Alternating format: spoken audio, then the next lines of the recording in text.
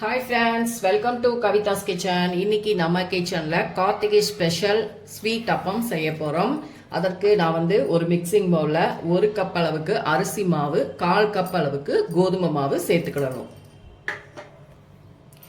இது கூடவே ஒரு 1/4 கப் அளவுக்கு துருவின ஃப்ரெஷ்ஷான தேங்காய் சேர்த்துக்கணும். அதுக்கப்புறமா ஒரு 1/2 டீஸ்பூன் அளவுக்கு ஏலக்காய் தூள் சேர்த்து எல்லாத்தையும் மிக்ஸ் பண்ணிக்கோங்க.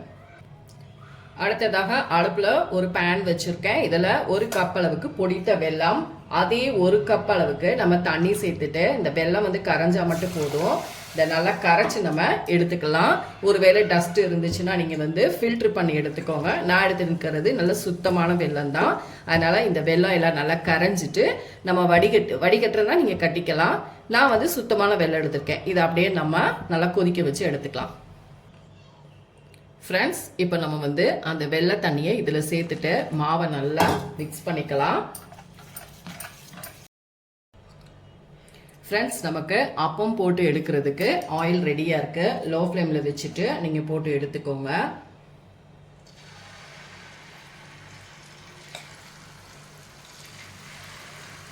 நான் கொஞ்சம் பெருசாக தான் ஊற்றுறேன்.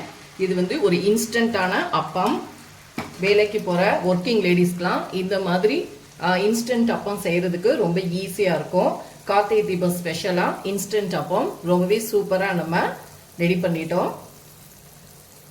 ஃப்ரெண்ட்ஸ், நீங்கள் உடனே கரண்டி போட்டுறாதீங்க. அதுவே பார்க்கும் பொழுதே உங்களுக்கு தெரியும். அதுவே நல்லா எம்பி மேலே வருது. அடுப்பை மட்டும் லோ ஃப்ளேமில் வச்சுக்கோங்க.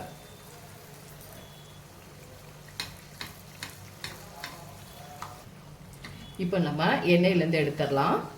உங்களுக்கு பார்க்கும் பொழுதே தெரியுது எவ்வளோ சூப்பராக நல்ல புஷ்ஷுன்னு வந்திருக்குன்னு.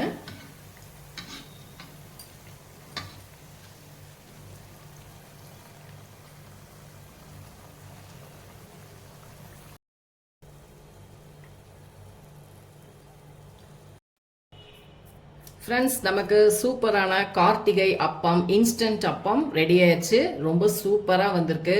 நல்லா கலர்ஃபுல்லாக இருக்குது. கை சுடுது, என்னால் பிக்க முடியல.